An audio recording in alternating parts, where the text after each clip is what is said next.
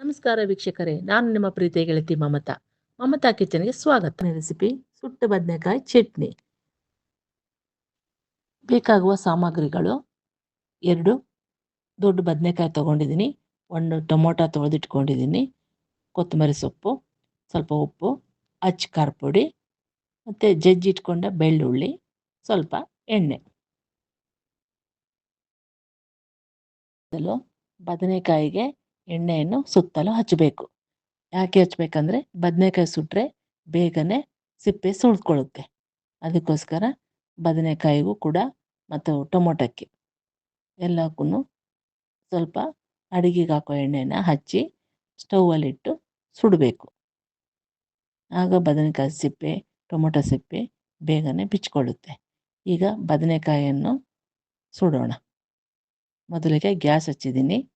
ನಂತರ ಬದನೆಕಾಯಿ 4 ಭಾಗ ಮಾಡಿ, ಯಾಕಂದರೆ ಹುಳ ಇರುತ್ತೆ ಅಲ್ವಾ, ನೋಡಬೇಕು.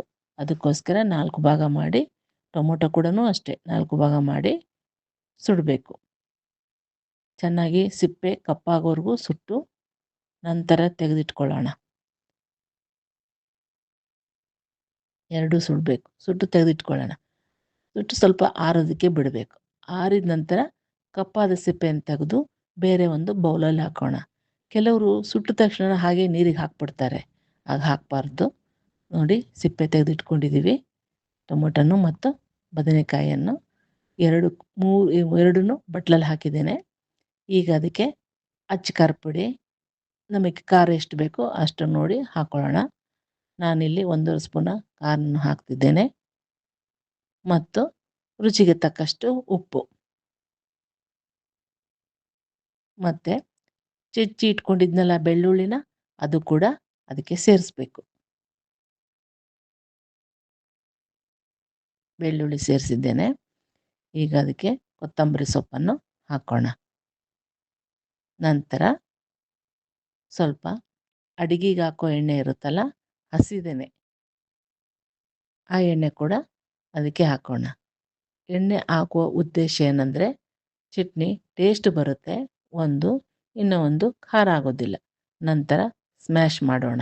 ಎಲ್ಲವನ್ನು ಒಟ್ಟಿಗೆ ಹಾಕಿ ಚೆನ್ನಾಗಿ ಸ್ಮ್ಯಾಶ್ ಮಾಡೋಣ. ಎಲ್ಲ ಒಟ್ಟಿಗೆ ಬೆರೆಯುತ್ತೆ, ಚೆನ್ನಾಗಿರುತ್ತೆ. ಕೆಲವರು ಕೈಯಲ್ಲಾದರೂ ಮಾಡ್ತಾರೆ, ಹಾಗೂ ಮಾಡ್ಬೋದು. ಅವ್ರವ್ರ ಇದು ತಕ್ಕನಂಗೆ ಅವ್ರು ಮಾಡ್ಕೊಳ್ತಾರೆ. ಒಟ್ಟಿಗೆ ಚೆನ್ನಾಗಿ ರೆಡಿಯಾಗಿದೆ, ಸೂಪರಾಗಿ ಬಂದಿದೆ. ನೀವು ಒಂದು ಸಲ ಇದನ್ನು ಟ್ರೈ ಮಾಡಿ ನೋಡಿ, ಹೇಗಿದೆ ಅಂತ ಕಮೆಂಟ್ಸ್ ಮಾಡಿ.